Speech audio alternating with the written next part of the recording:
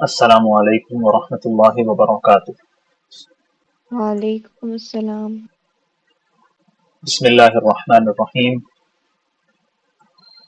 نحمده ونصلی علی رسولہ الکریم، اما بعد۔ اللہم صلی وسلم علی سیدنا محمد وعلی آلہ واصحابہ وخلفائہ واہل بیتہ ومن تبعہم بإحسان الی یوم الدین۔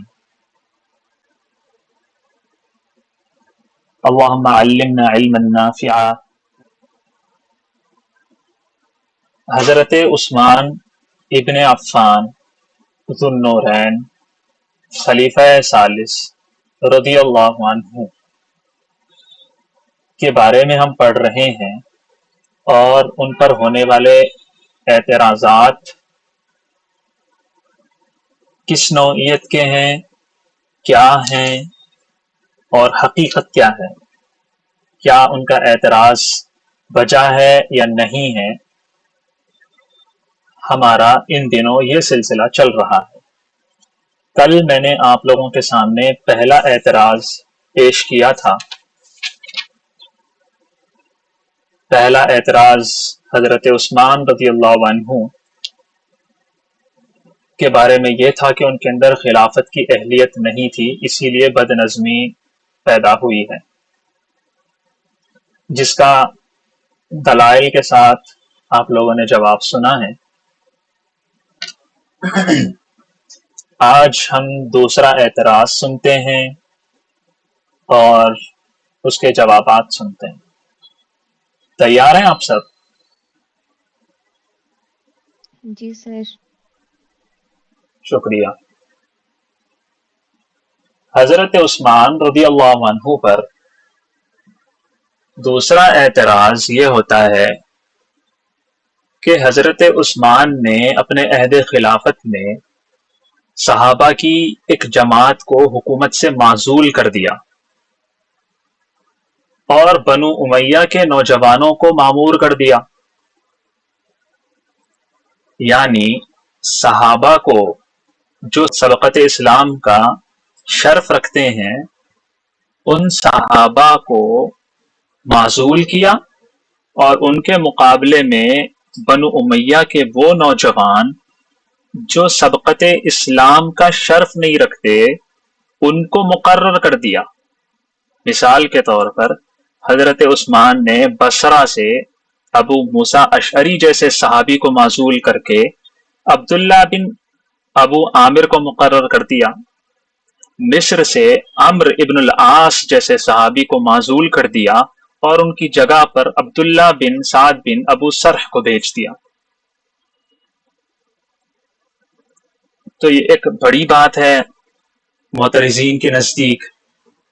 یہ کیسا صحابی ہے، یہ کیسا خلیفہ ہے جو افضل لوگوں کو معزول کرتا ہے اور مفضول جو غیر افضل ہیں ان کو مقرر کرتا ہے۔ اعتراض سمجھ میں آیا؟ جی سر۔ جی، اگر ہم ایسے مصنفین کی کتابیں پڑھتے ہیں جن کے پاس اعتراض کا جواب نہیں ہوتا، یا جو صحیح طور پر واقعات کو نہیں جانتے، نہیں سمجھتے، وہ لوگ اپنی کتاب میں اعتراضات ہی لکھیں گے اور حضرت عثمان کو مورد الزام ٹھہرائیں گے کہ حضرت عثمان نے تو ایسے کیا تھا۔ یہ تو تاریخ ہے، تاریخ کو کون جھٹلا سکتا ہے؟ میں تو تاریخ کی بات کر رہا ہوں، بتاؤ کسی مصنف نے یہ کہا ہو کہ یہ باتیں غلط ہے؟ میں تو یہ لکھ رہا ہوں کہ حضرت عثمان نے ان صحابہ کو معزول کر دیا۔ کیا میں غلط لکھ رہا ہوں؟ کیا میرا قلم غلط چل رہا ہے؟ تو آپ کیا جواب دو گے؟ آپ کہو گے تاریخ میں ایسا لکھا ہوا ہے؟ ہاں جی لکھا ہوا ہے، دیکھو فلاں تاریخ اٹھاؤ، فلاں تاریخ اٹھاؤ، فلاں تاریخ اٹھاؤ، مستند تواریخ موجود ہیں۔ جب ہم ان کتب تواریخ کو پڑھیں گے، سیرت کی کتابوں کو پڑھیں گے، ہسٹری کی جتنی بھی اوتھینٹک بکس ہیں ان کو پڑھیں گے، اس کے اندر یہ ساری باتیں ملیں گی۔ جب ہمیں ملیں گی تو ہم کیا سمجھیں گے؟ واقعی مصنف صحیح کہہ رہا ہے، آتھر صحیح کہہ رہا ہے، اس نے وہی بات لکھی جو بڑی بڑی اتھینٹک کتابوں میں موجود ہے. یہ بڑا انسان ہے جس نے لکھا ہے. لیکن حقیقت یہ ہوتی ہے کہ وہاں پر ملمہ سازی سے کام لیا جاتا ہے، لیپا تھوپی سے کام لیا جاتا ہے. حقیقت کوئی اور ہوتی ہے اور حقیقت کو کچھ اور سمجھا جاتا ہے. آج بھی دنیا اسی کی بیس پر چل رہی ہے. کیا ہے وہ بیس؟ وہ بیس یہ ہے کہ آپ کو جو چیز سمجھ میں آتی ہے وہی صحیح ہے. آپ کو جو چیز نظر آتی ہے بس حرف آخر ہے وہ چیز. نہ آپ کو تحقیق کرنی ہے، نہ آپ کو سمجھنا ہے، نہ آپ کو اندازہ لگاتے ہوئے احتیاط برتنا ہے. آپ کو جو چیز سمجھ میں آ گئی بس وہی حرف آخر ہے. اور اسی اصول کی بنا پر بہت سارے مسائل کھڑے ہوتے ہیں، بہت سارے اختلافات ہوتے ہیں، اور انسان کو پتہ بھی نہیں ہوتا کہ وہ کیا کر رہا ہے. لیکن جب حقیقت سامنے آتی ہے تو وہ کفِ افسوس ملتا رہ جائے گا. ہمیں ایسے مصنفین کو، ایسے رائٹرز کو پڑھ کے فوراً سے جو بات سمجھ میں آ رہی ہے اس کو حرف آخر نہیں سمجھ لینا. حقیقت کیا ہے سنیے. بلکہ یہ فیصلہ حضرت عثمان کے متعلق کہ انہوں نے افضل کو ہٹا کر مفضول کو مقرر کر دیا، اس کو سمجھنے سے پہلے ہمیں دیکھنا چاہیے کہ اسلام کے سب سے عادل اور مدبر خلیفہ حضرت فاروق اعظم عمر ابن الخطاب خلیفہ ثانی رضی اللہ عنہ، کیا ان پر بھی یہ الزام عائد ہوتا ہے یا نہیں؟ ایسا انصاف، ایسا عدل تھا ان کا، ایسا تدبر تھا ان کا کہ اسلام کی دنیا میں ہمیشہ ہمیشہ مائے ناز رہے گا ان کا تدبر، ان کا انصاف، ان کا عدل. حضرت عمر فاروق نے حضرت خالد ابن ولید رضی اللہ عنہ کو معزول کر دیا تھا، سیف اللہ المسلول کو معزول کر دیا تھا. مغیرہ بن شعبہ جیسے انسان کو، سعد ابن ابی وقاص جیسے فاتح ایران کو معزول کر دیا تھا، اور ان کی جگہ پر عمار بن یاسر کو مقرر کر دیا تھا. جبکہ سعد ابن ابی وقاص عشرہ مبشرہ میں سے ہیں، عمار بن یاسر سے افضل ہیں. تو کیا صرف حضرت عثمان پر الزام لگایا جائے گا یا حضرت عمر کو بھی اس الزام میں شریک کیا جائے گا؟ کیا یہ تاریخ میں لکھا ہوا نہیں ہے کہ حضرت عمر نے حضرت خالد ابن ولید کو، مغیرہ بن شعبہ کو، سعد ابن ابی وقاص کو معزول کیا تھا؟ حضرت علی کے بارے میں بھی دیکھنا چاہیے، کیا حضرت علی پر بھی اعتراض ہو سکتا ہے یا نہیں؟ حضرت علی نے حکومت سنبھالتے ہی، خلیفہ بنتے ہی وہ سارے گورنروں کو معزول کر دیا تھا جو حضرت عثمان کے زمانے میں گورنر تھے، جن کی قوت بازو سے طرابلس، آرمینیا، قبرص جیسے بڑے بڑے ممالک اور خطے حاصل ہوئے تھے، ان کو معزول کر دیا. اچھا، خود حضور صلی اللہ علیہ وسلم نے کسی مصلحت کی وجہ سے کبھی کسی کو معزول کیا، دوسرے کو مقرر فرما دیا. فتح مکہ میں اتنے بڑے صحابی ہے سعد بن عبادہ، ان کی زبان سے ایک بات نکل گئی جس کی وجہ سے ان کو معزول کر کے ان کے بیٹے قیس بن سعد کو ان کا مقام دے دیا. اپنی آخری عمر میں اسامہ بن زید کو لشکر کا سردار مقرر کر دیا اور ان کے ماتحت بڑے بڑے جلیل القدر مہاجرین و انصار کو دے دیا. حضرت عمر ان کی ماتحتی میں جا رہے ہیں، حضرت ابوبکر ان کی ماتحتی میں جا رہے ہیں. اسامہ بن زید ابن حارثہ کا بیٹا، ان سب کے بیٹوں کی عمر کا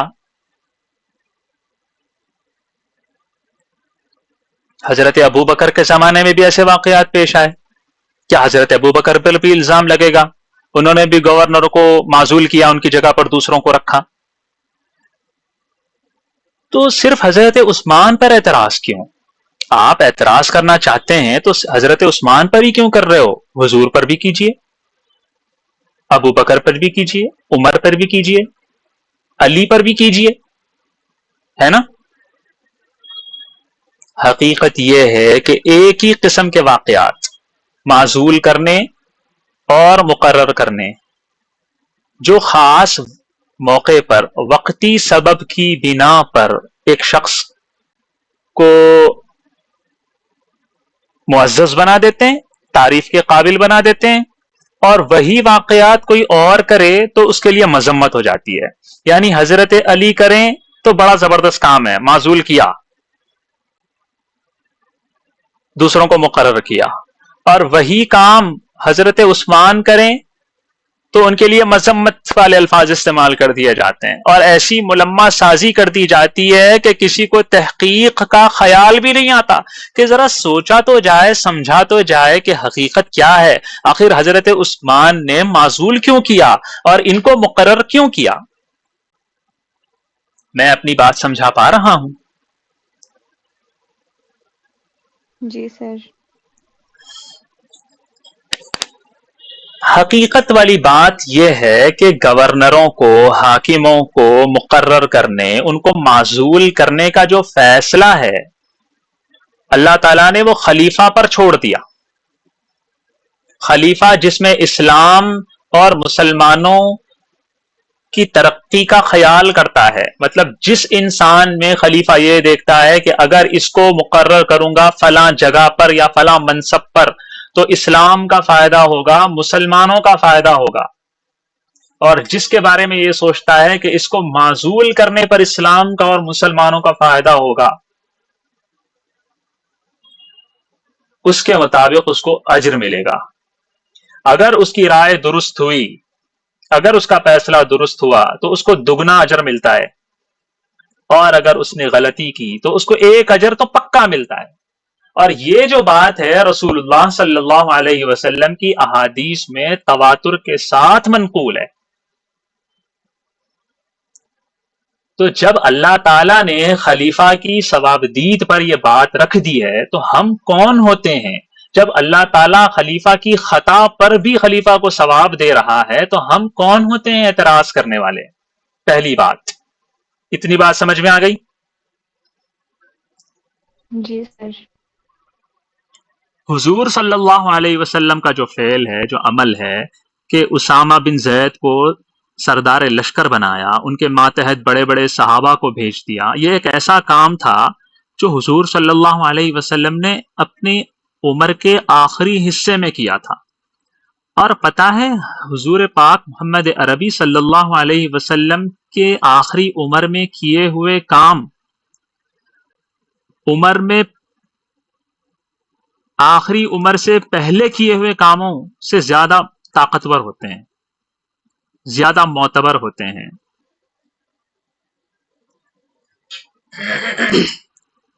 ایک کام حضور نے اپنی عمر کی ابتدائی حصے میں کیا، مطلب بعثت کے بعد ایک کام کیا، اور حضور صلی اللہ علیہ وسلم نے اس کا بالکل اپوزٹ کام اپنی عمر کے آخری حصے میں کیا، اور اسی کام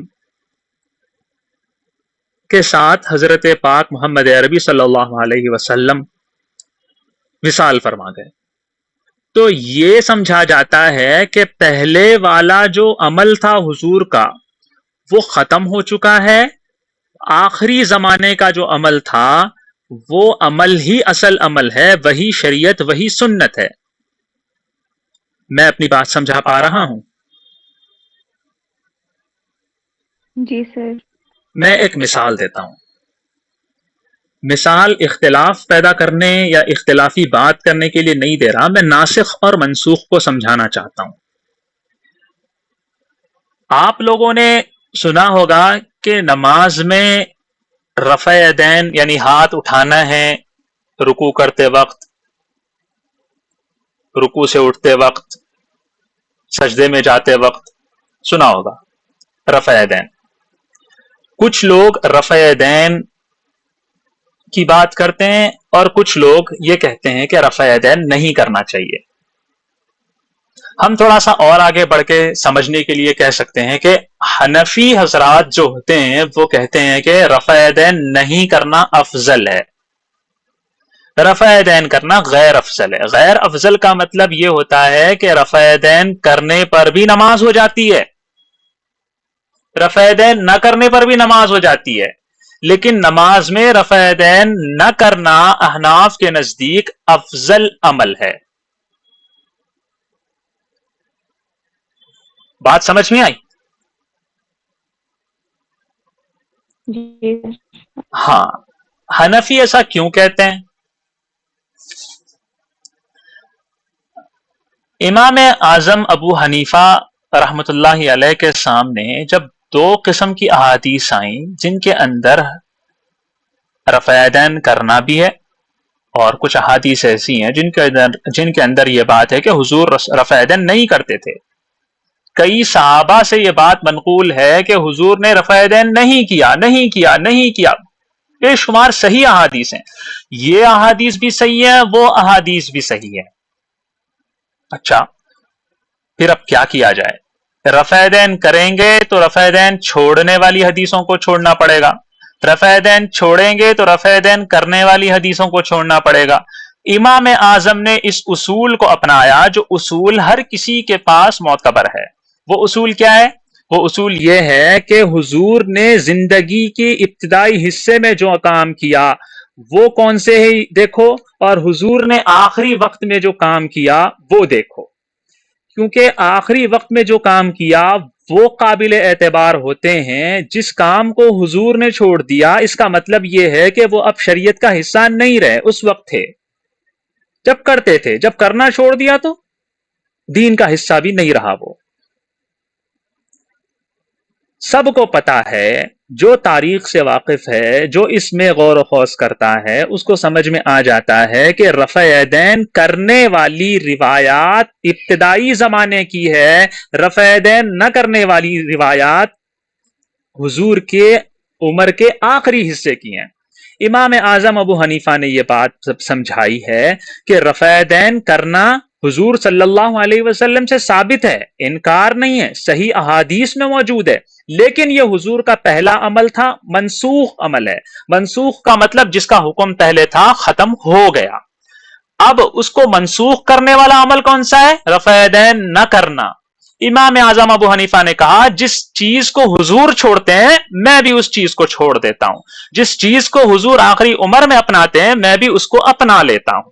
میں رفع یدین نہ کرنے والی احادیث کو اپنا مسلک بناؤں گا اور یہی سمجھوں گا کہ حضور صلی اللہ علیہ وسلم رفع یدین نہ کرنے کو لیتے ہیں، میں بھی رفع یدین نہ کرنے والی نماز کو لوں گا۔ اور ایسا نہیں ہے کہ یہ صرف حضور سے منقول ہے، کئی صحابہ بغیر رفع یدین کے نمازیں پڑھتے ہیں، صحیح احادیث میں یہ بات موجود ہے۔ بات بتانے کی یہ ہے کہ ناسخ اور منسوخ، ناسخ کا مطلب وہ عمل جو پہلے جاری عمل کو ختم کرتا ہے، اور منسوخ وہ عمل جو پہلے جاری تھا ختم ہو چکا ہے۔ ٹھیک ہے، ایسی بہت ساری آیات ہیں۔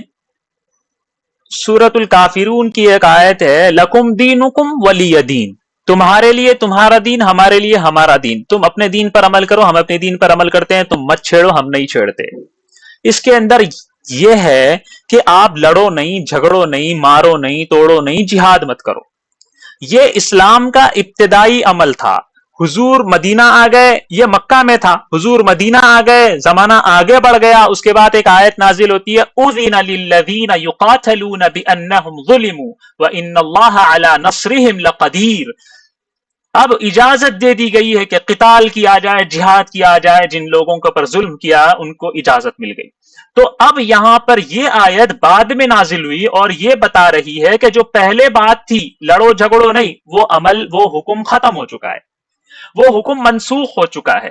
وہ جو پہلے حکم تھا وہ کسی مصلحت کی بنا پر تھا، اب وہ حکم منسوخ کر دیا گیا، نیا حکم جاری کیا گیا، اور وہ حکم یہ ہے کہ جہاد کرو۔ اور جہاد کا حکم حضور نے بتا دیا کہ تا قیام قیامت رہے گا۔ حضور کی 63 سالہ عمر میں بھی، حضور کی آخری عمر میں بھی حضور نے جہاد کیا ہے۔ تو حضور کا آخری عمل کون سا ہوا؟ جہاد کرنے کا ہوا۔ اگر کوئی انسان اٹھ کر یہ کہے کہ قرآن میں ہے لکم دینکم ولی دین، تم کسی سے جھگڑو مت، ان کا دین ان کے لیے، تمہارا دین تمہارے لیے، تو کیا وہ صحیح ہوگا؟ نہیں ہوگا۔ کیوں؟ کیونکہ وہ ابتدائی زمانے کے حکم کو پیش کر رہا ہے، وہ حکم جو منسوخ ہو چکا ہے۔ ناسخ اور منسوخ کا مطلب سمجھ میں آ گیا؟ جی سر آ گیا. ساری باتوں کا خلاصہ یہ ہے کہ حضور کے آخری زمانے کا عمل بہت معتبر ہوتا ہے، جس کے اندر گنجائش نہیں ہوتی کہ حضور نے اس عمل کو چھوڑ دیا ہو. ہم یہاں دیکھتے ہیں اسامہ بن زید کو، زید ابن حارثہ کے بچے کو، جو صحابہ میں بچوں میں شمار ہوتے ہیں، ان کو 17 سالہ عمر میں ایک لشکر کا سردار بنا کر بھیجتے ہیں اور ان کے ماتحت ابو بکر، عمر جیسے بڑے بڑے صحابہ کو دیتے ہیں. یعنی کمانڈر کون ہے؟ بچہ ہے. اور ان کے ماتحت کون ہے؟ لڑنے والے، ان کی بات ماننے والے بڑے بڑے انصار، بڑے بڑے مہاجرین ہیں. اور یہ حضور کا ایک ایسا عمل تھا جو آخری عمر میں تھا، جس کے بارے میں منسوخ ہونے کا احتمال بھی نہیں کیا جا سکتا. یہ بھی نہیں کہا جا سکتا کہ حضور پاک صلی اللہ علیہ وسلم کے ابتدائی زمانے کا فعل ہے، بعد میں منسوخ ہو گیا تھا، اس کو دلیل نہیں بنایا جا سکتا. تو کیا اب حضور کو بھی یہ کہیں گے کہ افضل لوگوں کو پیچھے کر دیا، مفضول لوگوں کو آگے کر دیا؟ نہیں کہہ سکتے. میں اپنی بات سمجھا پا رہا ہوں؟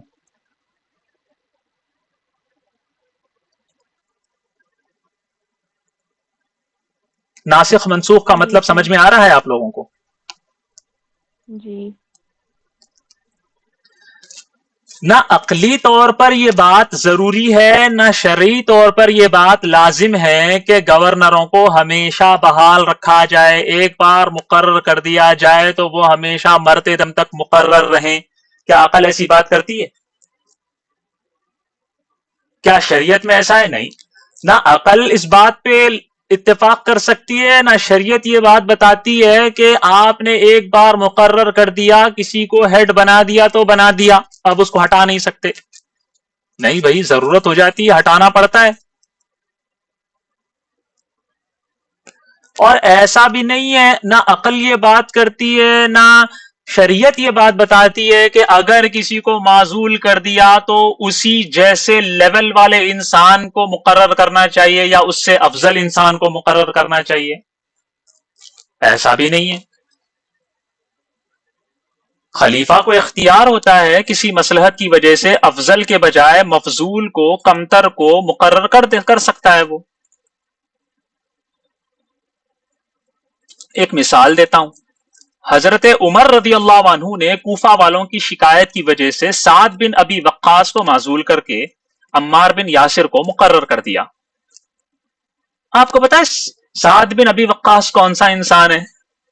حضرت عمر ان کو معزول کر رہے ہیں کوفہ سے، اور ان کی بجائے عمار بن یاسر جو ان سے غیر افضل ہے، ان سے چھوٹے درجے کے ہیں، ان کو وہاں پر مقرر کر رہے ہیں. کیا نام لیا میں؟ کس کو معزول کیا انہوں نے؟ سعد بن ابی وقاص کو. حضرت فاروق اعظم کی وفات کے وقت میں نے آپ لوگوں کو بتایا تھا کہ خلافت 6 صحابہ کے درمیان ہی انہوں نے دائر کر دی تھی، خاص کر دیا تھا کہ صحابہ میں سے صرف 6 صحابہ ان میں سے کوئی ایک خلیفہ بنے گا.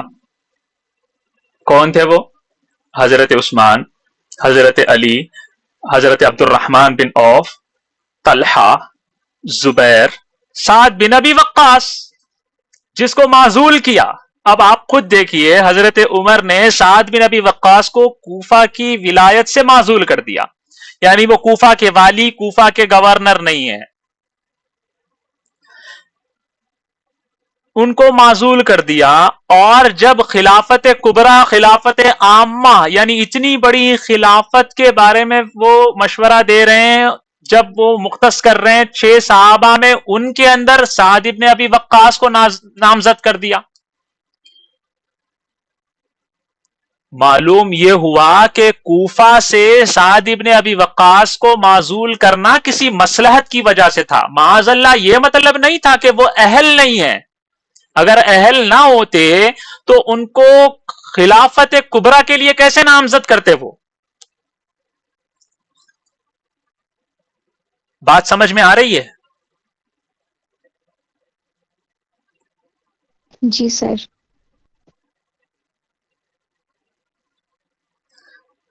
کسی بھی خلیفہ کو معزول کرنے کا صرف ایک مقصد نہیں ہوتا کہ وہ اہل نہیں ہے، یا کسی خلیفہ کو معزول کرنا اس خلیفہ کی تحقیر اور تذلیل اور توہین نہیں ہوتی۔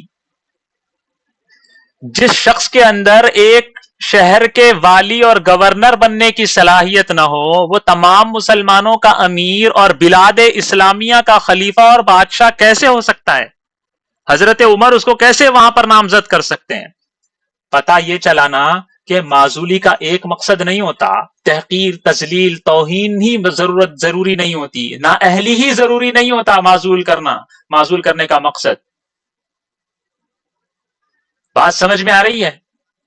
تو یہ کہاں سے کہا جا سکتا ہے کہ حضرت عثمان رضی اللہ عنہ نے صحابہ کو معزول کر دیا، عشرہ مبشرہ میں موجود صحابہ کو معزول کر دیا، افضل صحابہ کو معزول کر دیا، مفضول صحابہ یا مفضول افراد کو جب وہاں پر انہوں نے عہدے دے دیے؟ یہ اعتراض بنتا ہی نہیں ہے، کیونکہ نہ عقل اس بات کو تسلیم کرتی ہے، نہ شریعت ایسی کوئی بات بتاتی ہے، نہ ہی حضرت عثمان نے یہ پہلا کوئی کام کیا ہے۔ حضور صلی اللہ علیہ وسلم نے بھی کیا، ابو بکر نے بھی کیا، عمر نے بھی کیا، عثمان نے بھی کیا۔ نہ ان کا مقصد تذلیل تھا، نہ ان کا مقصد توہین تھا، نہ ان کا مقصد نہ اہلی کی بنا پر ان کو ہٹانا تھا۔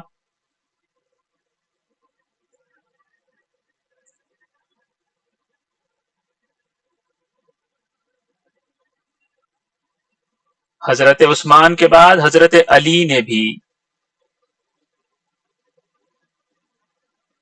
اسی معاملے پر عمل کیا، جن کو ہٹانا چاہیے تھا ان کو ہٹا دیا، جن کو رکھنا چاہیے تھا ان کو رکھا۔ اب خلیفہ کیا اتنا بھی اہل نہیں ہے، اتنا بھی حق نہیں رکھتا کہ وہ جس کو رکھنا چاہے رکھے، جس کو نکالنا چاہے نکالے، اپنی مصلحت اور اپنی دور اندیشی کی بنا پر؟ لہذا حضرت عثمان سے بھی اس معاملے میں باز پرس نہیں کی جا سکتی، ان کو مورد الزام نہیں ٹھہرایا جا سکتا۔ اگر حضرت عثمان کسی مصلحت کو سامنے رکھتے ہوئے کسی بزرگ یعنی بوڑھے صحابی کو معزول کر کے کسی نوجوان کو مقرر کر رہے ہیں، تو وہ اعتراض کا محل کیسے ہو سکتا ہے؟ کیسے ان پر اعتراض کیا جا سکتا ہے؟ کیسے یہ بات سمجھی جا سکتی ہے کہ اس صحابی کو معزول کرنا اس صحابی کی تحقیر اور تذلیل ہے؟ خاص طور پر ان مثالوں میں جن کو اعتراض کرنے والے پیش کرتے ہیں، اگر ان مثالوں میں ذرا غور کیا جائے، سمجھا جائے، تو حضرت عثمان رضی اللہ عنہ کی رائے کی درستی جس لیول کی تھی وہ روز روشن کی طرح نمایاں ہو جاتی ہے،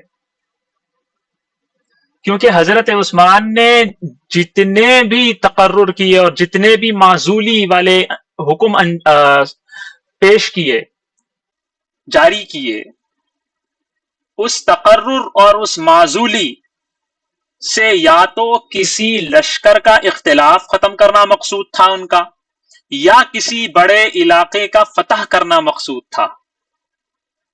یعنی کسی کو مقرر کر رہے ہیں، کسی کو معزول کر رہے ہیں، تو اس کی وجہ کوئی ذاتی غرض یا کسی کی تذلیل توہین نہیں تھی، بلکہ لشکر کا اختلاف ہو رہا تھا، اس اختلاف کو ختم کر کے متحد کرنے کے لیے کسی کو اپوائنٹ کیا، یا کسی علاقے کے فتح کرنے کے لیے کسی کو اپوائنٹ کیا۔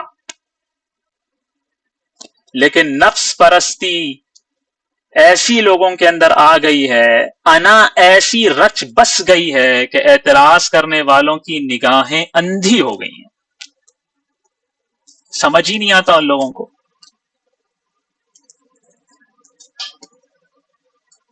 صاحب کتاب نے ایک شعر نقل کیا ہے،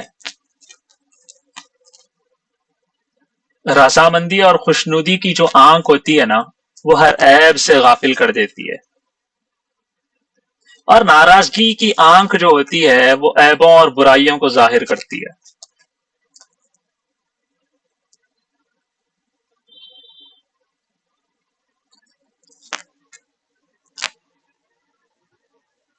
اللہ ہمیں حق سمجھنے کی توفیق عطا فرمائے، نفسانی خواہشات سے بچائے، من مانیوں سے بچائے، حقیقت سمجھنے کی توفیق عطا فرمائے۔ اللہ کا شکر ہے کہ ہم ایک ایسی کتاب پڑھ رہے ہیں جس کے اندر خلافت راشدہ سے متعلق بہت ساری باتیں کھول کر واضح کر دی گئی ہیں۔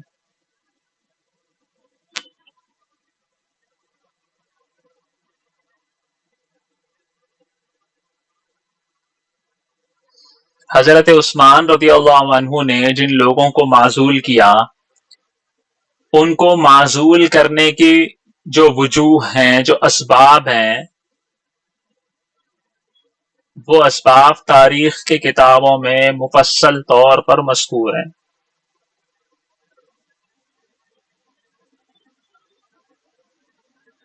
ان وجوہات کو پڑھنے، سمجھنے، ان پر مطلع ہونے کے بعد حضرت عثمان رضی اللہ عنہ کی تدبیر کے حسن کا پتہ چلتا ہے کہ واقعی جن لوگوں کو حضرت عثمان نے مقرر کیا ان سے بہت بڑی بڑی فتوحات ہوئی ہیں جن کو حضرت عثمان نے مقرر کیا، اور وہ بہترین انتظام کا باعث بنے جن کو حضرت عثمان نے مقرر کیا۔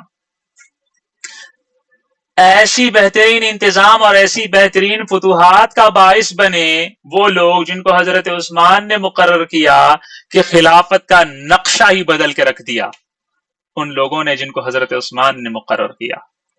مملکت اسلامیہ میں ایسا طول و عرض پیدا ہو گیا کہ کبھی خواب میں بھی نہیں دیکھا جا سکتا تھا۔ قسطنطنیہ سے لے کر عدن تک اسلامی مملکت کا بس عرض ہے، عرض چوڑائی ہے اس کی، اور اندلس سے لے کر بلخ کیا کابل تک اسلامی حکومت کا طول ہے، لمبائی ہے، اندلس سے لے کر کابل تک۔ اللہ اکبر۔ اعتراض کرنے والوں نے بالکل اعتراض کرنے والے جو ہوتے ہیں وہ بالکل یہ نہیں دیکھتے کہ حضرت عثمان نے جن لوگوں کو مقرر کیا ان کے ہاتھوں سے کتنے عظیم کام ظہور میں آئے، ایسے کام جو سنہرے حرفوں میں لکھے جانے کے قابل تھے۔ یہ نہیں دیکھتے اعتراض کرنے والے۔ حضرت ابو موسیٰ اشعری کو کسی مصلحت کی وجہ سے معزول کیا اور ان کو معزول کر کے عبداللہ بن عامر کو مقرر کیا۔ لوگ یہ بتاتے ہیں ابو موسیٰ اشعری جیسے صحابی کو معزول کر دیا، لیکن کیا اعتراض کرنے والوں کو اس بات کی خبر نہیں ہے کہ خراسان کا تمام علاقہ عبداللہ بن عامر کے ہاتھ پر فتح ہوا؟ کوئی تو مصلحت تھی ہوگی۔ خراسان کا سارا علاقہ تاریخی کتابوں میں موجود ہے۔ لما افتح عبداللہ بن عامر خراسان قال لأجعلن شکری للہ ان اخرج من موضعی هذا محرما فخرج منی شاپور۔ عبداللہ بن عامر رضی اللہ عنہ نے جب خراسان کو فتح کیا تو انہوں نے یہ جملہ کہا کہ میں اللہ کی اس نعمت پر شکر ادا کرنے کے طور پر اسی جگہ سے احرام باندھ کر نکلوں گا۔ کس جگہ سے؟ خراسان، نیشاپور کے علاقے سے انہوں نے احرام باندھ کر حج کے لیے روانہ ہوئے، حضرت عثمان کی خدمت میں حاضر ہوئے۔ تاریخی کتابوں میں موجود ہے۔ ایسا تو نہیں ہے کہ ذاتی غرض کی بنا پر ابو موسیٰ اشعری کو نکال دیا انہوں نے۔ ابو موسیٰ اشعری کچھ نہیں کہہ رہے تو یہ اعتراض کرنے والوں کو کیوں پیٹ میں درد ہوتا ہے؟ حضرت عثمان ابن عفان رضی اللہ عنہ نے مصر سے عمرو بن العاص کو معزول کر کے عبداللہ بن سعد بن ابو سرح صحابی کو مقرر کر دیا، اور عبداللہ بن سعد بن ابو سرح نے ایسی حسن تدبیر دکھائی جن سے سارا مغربی علاقہ فتح ہو گیا۔ مغربی یعنی ویسٹ، وہاں کے آئی لینڈز فتح ہو گئے، اسلامی مملکت میں داخل کر دیا انہوں نے، بے شمار خزانے بارگاہ خلافت میں انہوں نے بھیجے۔ تاریخ لکھنے والوں نے لکھا ہے کہ یہ جو فتح انہوں نے کی ہے عبداللہ بن سعد بن ابو سرح نے یہ وہ ایسی فتح تھی، مال غنیمت اتنا ملا کہ 25 لاکھ دینار تو خالص سونا تھا، کپڑے، زیورات، مویشی اور دیگر قسم کا سامان جو ملا اس کا شمار ہی نہیں کیا جا سکتا تھا۔ 25 لاکھ دینار خالص سونا، ہر چیز چھوڑ کر مال غنیمت میں مل رہا ہے۔ حضرت عثمان کی حسن تدبیر کا نتیجہ نہیں ہو سکتا کیا یہ؟ کس کو مقرر کرنا ہے، کس کو مقرر نہیں کرنا، اسلام کا، اہل اسلام کا فائدہ کس میں ہے؟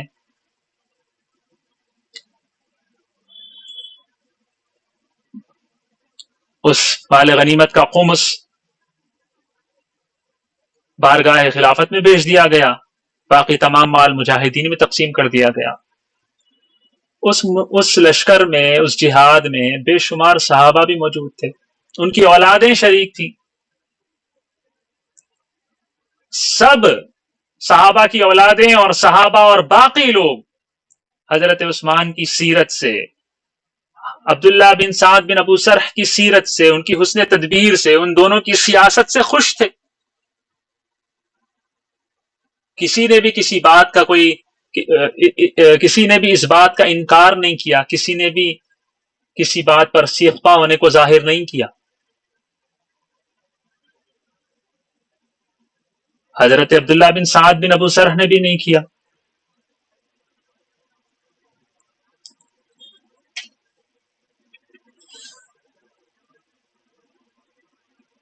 لیکن بعد میں جب حضرت عثمان کے خلاف لوگوں میں فتنہ پیدا ہوا تو عبداللہ بن سعد کنارہ کش ہو گئے، صحابی ہیں یہ،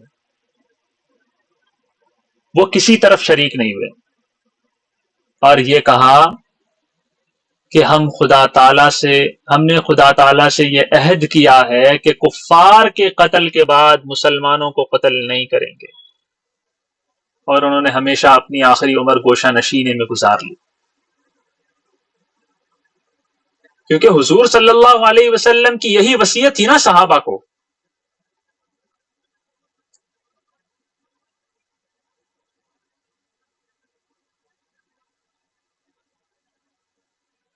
اور اگر یہ کہا جائے کہ حضرت عثمان رضی اللہ عنہ نے ایسے کو کیوں والی اور حاکم بنا دیا، ایسے کیوں گورنر بنا دیا، جس سے بعد میں خیانتیں ظاہر ہوئیں، بعض حاکموں نے، بعض والیوں نے حضرت عثمان کے زمانے میں کوئی نہ کوئی خیانت کی یا ان کے اوپر الزام لگا، تو اس کے اوپر یہ بات کی جا رہی ہے کہ حضرت عثمان نے تو ایسے حاکموں کو بنا دیا جن سے بعد میں خیانتیں ظاہر ہوئیں۔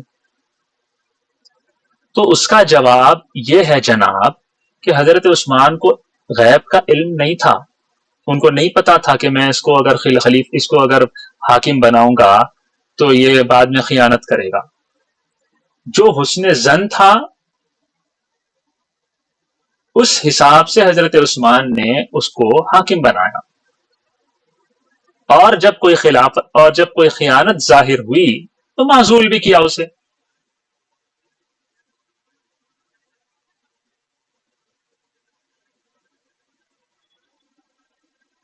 حضرت علی کے متعلق شیعوں میں یہ بات ہے کہ وہ امام معصوم ہیں، ان سے کوئی غلطی نہیں ہو سکتی، اور وہ غیب کے جاننے والے بھی ہیں، عالم الغیب بھی ہیں۔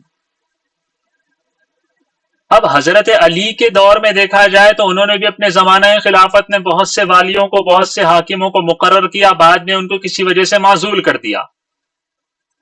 تو اس کا مطلب یہ ہوا کہ حضرت علی بھی عالم الغیب نہیں تھے، ورنہ پہلے سے اس کو رکھتے جس کو رکھنا چاہیے تھا۔ شیعوں کا عقیدہ بھی حضرت علی کے متعلق عالم الغیب کا ہونا بالکل غلط ثابت ہو گیا یہاں پر۔ یا تو حضرت علی کو دیکھو، حضرت عمر کو دیکھو، حضرت ابو بکر کو دیکھو، حضرت محمد عربی صلی اللہ علیہ وسلم کو دیکھو، ان سب کی زندگیوں میں یہ چیز نظر آتی ہے، اور آنی بھی چاہیے، کیونکہ یہ لوگ اس بات میں حق رکھتے ہیں کہ یہ جس کو اہل سمجھتے ہیں، جس کو زیادہ مستحق سمجھتے ہیں، جس کے اندر اسلامی فائدہ محسوس کرتے ہیں، مسلمانوں کا فائدہ محسوس کرتے ہیں، اس کو رکھتے ہیں اور کسی اور کو کسی وجہ سے ہٹاتے ہیں، یہ ان کی ثوابدید پر ہے، یہ ان کی درست رائے کی درستی پر ہے، یہ ان کی حکمت اور مصلحت کی بنا پر ہے۔ یہ مطلب نہیں ہے کہ وہ کسی کے تذلیل اور توہین کر رہے ہیں۔ یا تو سب کو گالیاں دو یا حضرت عثمان کو بھی نہ دو، سیدھی سیدھی بات۔ یہ کیسی بات ہے کہ ایک ہی چیز ہے، ایک ہی کام ہے، دوسرے بھی کر رہے ہیں، حضرت عثمان بھی کر رہے ہیں، لیکن حضرت عثمان کو مورد الزام ٹھہرایا جا رہا ہے اور باقیوں کو نہیں رکھا جا رہا، الزام کے کٹہرے میں نہیں کھڑا کیا جا رہا۔ اعتراض اور اعتراض کا جواب مکمل ہوا۔ آج کے لیے اتنا ہی کافی ہے۔